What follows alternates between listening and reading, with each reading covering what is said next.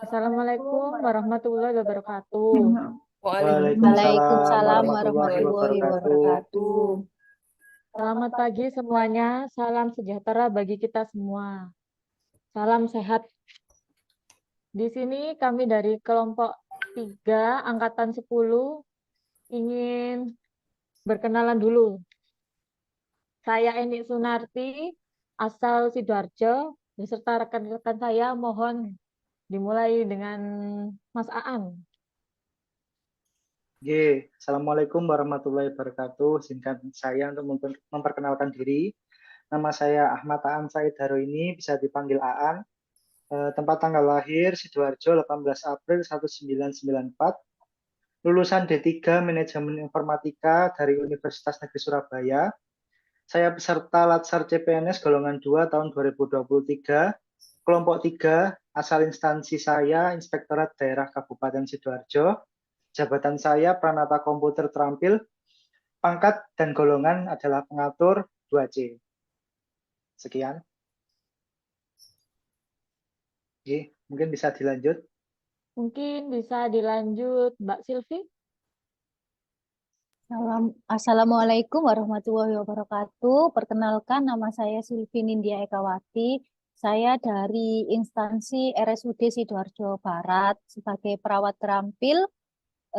Di sini saya peserta Latsar CPNS golongan 2 tahun 2023 angkatan 10 dengan nomor NDH 32.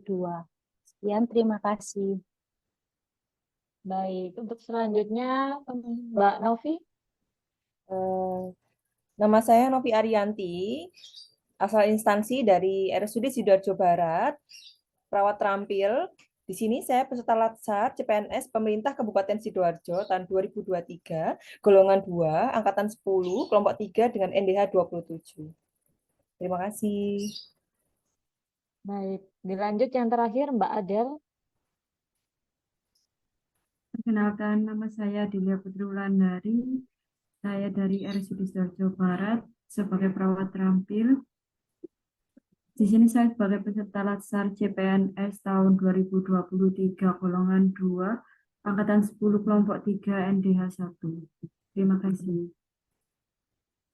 Baik, sekian perkenalannya. Hari ini kami ingin melakukan diskusi tentang smart government, pro kontra, TikToker, Bima, kritik pemerintah. Tapi sebelum ke topik, saya ingin menanyakan kepada rekan-rekan saya, apa yang dimaksud government itu menurut pendapat kalian? Dimulai dari Mbak Novi. Kalau menurut pendapat saya, smart governance itu tata kelola kota yang pintar serta tata pamong pemerintahan daerah yang secara cerdas mampu mengubah pola-pola tradisional dalam birokrasi sehingga menghasilkan bisnis proses yang lebih cepat, efektif, efisien, komunikatif, dan selalu melakukan perbaikan. Itu menurut saya, host. Nah, baik. Tepuk tangan untuk Mbak Novi dulu. Lalu selanjutnya untuk Mas Aan, bagaimana pendapatnya tentang smart government? Izin menyampaikan pendapat saya. Smart governance atau smart governance diartikan sebagai tata kelola kota yang pintar serta tata pamong pemerintahan daerah yang secara cerdas mampu mengubah pola-pola tradisional dalam birokrasi sehingga menghasilkan bisnis proses yang lebih cepat, efektif, efisien, komunikatif, dan selalu melakukan perbaikan. Smart governance juga bisa didefinisikan sebagai kemampuan pemerintah untuk membuat keputusan yang baik melalui dukungan teknologi informasi dan tata kelola kolaboratif. Smart government juga tidak bisa lepas dari pengertian smart ASN.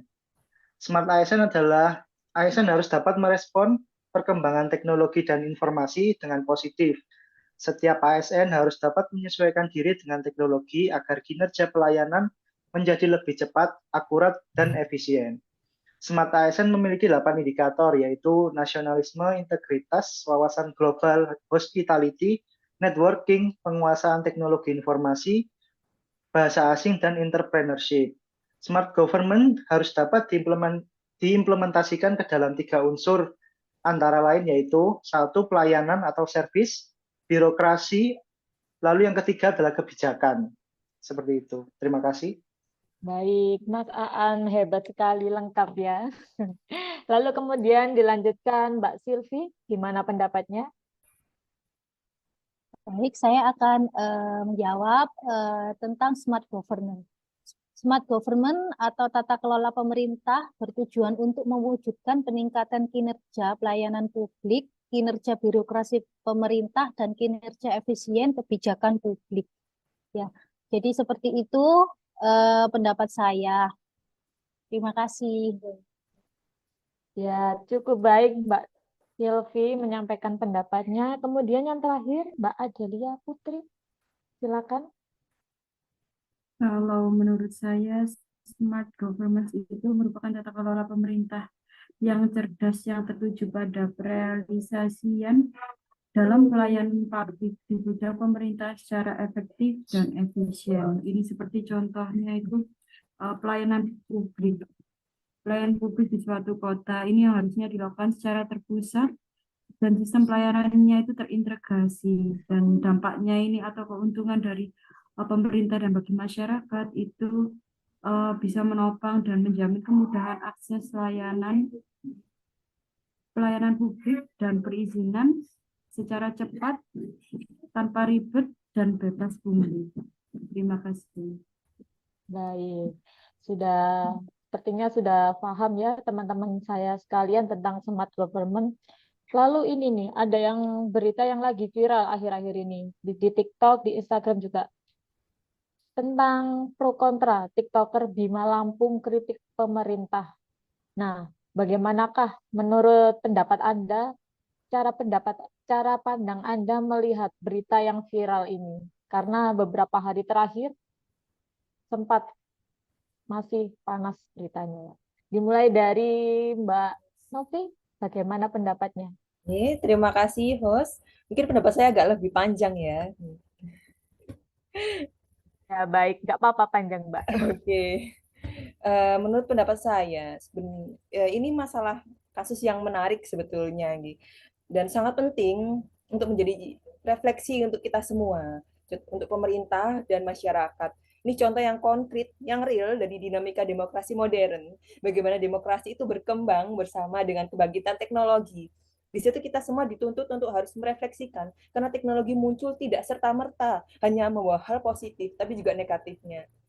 Positifnya, bahwa dengan adanya internet atau media sosial nih, dan sebagainya, setiap orang adalah subjek atau citizen jurnalis. Mereka yang berkuasa, yang pemerintah juga harus tahu diri, karena mereka bisa dikritik dari segala titik.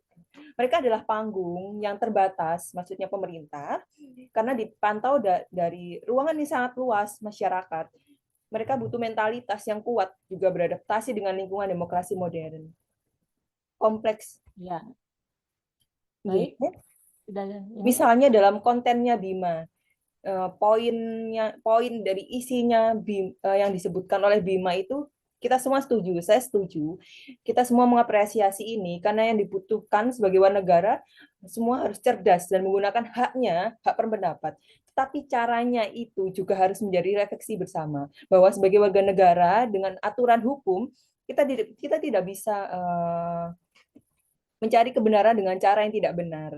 Artinya bahwa menyampaikan kritik itu juga harus dilandasi dengan pemahaman siap. atau tentang Baik, fairness Mbak lah Novi. dalam demokrasi itu. Intinya bagaimana kita menyampaikan pesan itu, bagaimana membungkus pesan itu, semuanya harus ada aturannya gitu. Kita memang patut apresiasi Bima, tapi Bima juga perlu belajar untuk kedepannya dan beradaptasi dengan budaya demokrasi kita. Ya, baik. Terima kasih Mbak Novi. Masih ada Mbak, mohon maaf. Ya, mohon maaf Mbak Saya Novi. masih ada pendapat lagi. Waktunya tidak cukup. Oh, Bisa oke. dilanjutkan Intinya dengan aja rekan Mbak, yang lainnya. Iya. Intinya aja. Apa namanya? Kita boleh menyampaikan pesan, mengkritik, tapi dengan bahasa yang baik dan benar. Misalnya kita itu mau berdemo di depan gedung DPR, kita tuh boleh-boleh saja gitu. Tapi yang tidak boleh itu, misalnya kok kita bakar-bakar sampah, bakar-bakar ban di depan di gedung DPR gitu. Itu yang nggak boleh. Bima itu boleh mengkritik pendapatnya dia tentang jalanan, kondisi di Lampung, tapi bahasa dia yang kasar, yang Mohon tidak maaf Mbak sopan, Novi, itu yang waktunya sudah habis. yang salah menurut saya. Gitu. Oh Itu iya, sih. Oke. siap-siap. Terima kasih. Terima kasih banyak Mbak Novi, hebat Ya, sekali pendapatnya. terima kasih. Kemudian dilanjutkan dengan Mas Aan, waktunya hanya 1 menit ya. Silakan Mas Aan. Oke, menurut saya apa yang telah dilakukan oleh Mas Bima atau yang akrab kita sebut TikToker Bima itu tidak salah, namun juga tidak bisa dibenarkan. Ada yang mengucapkan terima kasih, namun ada juga yang mengkritik apa yang telah dilakukannya. Seperti yang sudah diutarakan oleh Mas Bima mengenai keluhannya tentang manajemen yang dilakukan oleh pemerintahan daerah Lampung, statementnya yang di media sosial mungkin benar, karena di Lampung banyak sekali jalan-jalan yang berbulan-bulan atau bertahun-tahun tidak diperbaiki. Namun yang harus disayangkan adalah cara penyampaiannya yang kurang baik. Dia menggunakan kata yang menurut saya tidak pantas diucapkan untuk orang tua. Alangkah baiknya Mas Bima memperbaiki cara mengkritik pada suatu pemerintahan dengan baik dan benar. Karena sejatinya apabila anak muda itu meskipun pintar, namun apabila tidak punya attitude, maka tidak ada artinya kepintaran yang dia miliki. Namun dari segi pemerintah juga harus menerima segala kritikan yang masuk apabila memang manajemen yang dilakukan itu salah ataupun tidak mengutamakan rakyat dalam mengimplementasikannya. Saya lihat sekarang terlepas dari adanya kunjungan Pak Jokowi kemarin, jalan-jalan Lampung yang awalnya rusak sudah mulai diperhatikan dan mulai diperbaiki lagi. Mungkin itu sekian dari saya. Bagus sekali Mas Aan komentarnya. Kemudian dilanjutkan dengan Mbak Silvi, gimana menurut pendapat Anda? Baik, terima kasih atas kesempatannya. Saya akan menyampaikan pendapat saya tentang kasus Bima. Menurut saya, Bima merupakan sosok pemuda yang berani dan kritis tentang kondisi pemerintahan yang ada saat ini. Harus diapresiasi bahwa beliau merupakan pemuda yang berani. Dan dia mampu menggunakan literasi digital yang ada dan memanfaatkannya dengan baik dengan menggunakan TikTok sehingga kritik yang dia sampaikan cepat bisa tersampaikan ke semua masyarakat. Bahkan presiden pun bisa langsung mendengar dan langsung turun tangan untuk datang ke Lampung dan menindaklanjuti apa yang disampaikan oleh Bima. Namun menurut saya sebagai seorang mahasiswa yang berpendidikan, cara berbicara Bima menurut saya adalah kurang baik, apalagi disampaikan di media sosial yang dilihat oleh banyak orang seluruh Indonesia bahkan mancanegara. Kata-kata yang digunakan menurut saya kurang pantas dan kurang sopan, apalagi mengkritik tentang orang tua, bahasanya kurang baik. Seperti itu. Terima kasih. Terima kasih Mbak Silvi, komentarnya hebat sekali ya. Kemudian yang terakhir Mbak Adelia, 1 menit nggih. Silakan.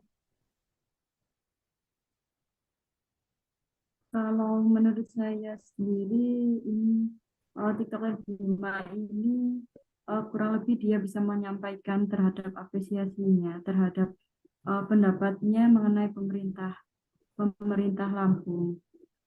Pendapatnya ini sebagaimana mungkin bisa diapresiasi terkait keberaniannya menyampaikan suatu hal yang mungkin dianggapnya kurang baik, dan secara langsung kan untuk kritikannya ini kan terkait terkait jalan yang rusak itu kan sudah lama tidak diperbaiki. Mungkin juga bisa secara cepat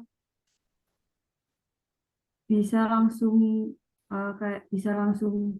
tersampaikan ke masyarakat, ke pemerintah langsung. Tapi menurut saya juga ada pro dan kontra. Pro-nya itu di mana kita bisa apresiasi dia bisa menggunakan media sosial secara baik dalam memanfaatkannya. Cuman dalam cara untuk penyampaiannya kurang tepat dari segi bahasanya, terus dari segi mungkin situasinya juga yang dalam penyampaiannya kurang baik. Apalagi di TikTok ini atau media sosial itu kan secara cepat dan dilihatnya oleh banyak orang, banyak kalangan usia, dan bisa sampai ke internasional seperti itu. Terus kemudian dari pemerintah juga, dari segi pemerintah bisa langsung tersampaikan dan seharusnya bisa mengapresiasi terhadap segala penyampaian masyarakat terkait hak berpendapat. Seperti itu. Jadi, terima kasih. Baik, terima kasih. Pendapatnya teman-teman saya sungguh bagus sekali ya. Nah, ini ada bagaimana kalau misalnya kita sangkutkan smart government berkaca dari Lampung dalam mengelola APBD untuk mendukung visi presiden. Ini mungkin dari salah satu rekan saya bisa menjelaskan secara singkat aja. Bagaimana? Mungkin Mas Aan. Oke, Mbak. Sekali lagi, menurut saya seperti yang sudah saya jelaskan sebelumnya, pemerintah khususnya pemerintahan daerah harus mau menerima semua kritik, kritik membangun maupun kritik yang sifatnya juga bisa menjatuhkan. Karena ini semua memang dapat kita gunakan sebagai introspeksi diri dalam melakukan manajemen pemerintahan atau menuju smart governance. Sesuai pengimplementasian smart governance ada 3 yang harus dilakukan. Pertama adalah pelayanan. Pemerintah harus mengutamakan pelayanan pada masyarakat khususnya agar masyarakat dapat menikmati fasilitas daerah khususnya dengan baik dan nyaman. Lalu birokrasi, pemerintah khususnya pemerintah daerah harus menyederhanakan birokrasi yang mungkin terlalu menyulitkan. Lalu yang ketiga adalah terkait kebijakan. Seperti yang telah saya jelaskan di atas, kita harus membuat kebijakan di pemerintah, khususnya pemerintah daerah, untuk lebih mengutamakan kepentingan masyarakat. Oke, seperti itu, Mbak. Baik, terima kasih. Sepertinya mungkin pendapat kita sama ya tentang ini smart government. Bagaimana yang lain? Apakah setuju dengan pendapat Mas Aan? Saya Sangat setuju. setuju. Ya, Sangat bagaimana? setuju. Ya, siap. Baik, karena waktu kita sudah habis, saya akhiri diskusi kita kali ini. Bila ada kesalahan, mohon dimaafkan dan semoga diskusi kita hari ini bisa bermanfaat untuk semuanya. Saya Eni Sunarti dan rekan-rekan saya undur diri. Wassalamualaikum warahmatullahi wabarakatuh. Waalaikumsalam Waalaikumsalam warahmatullahi warahmatullahi wabarakatuh. wabarakatuh. Terima kasih semuanya.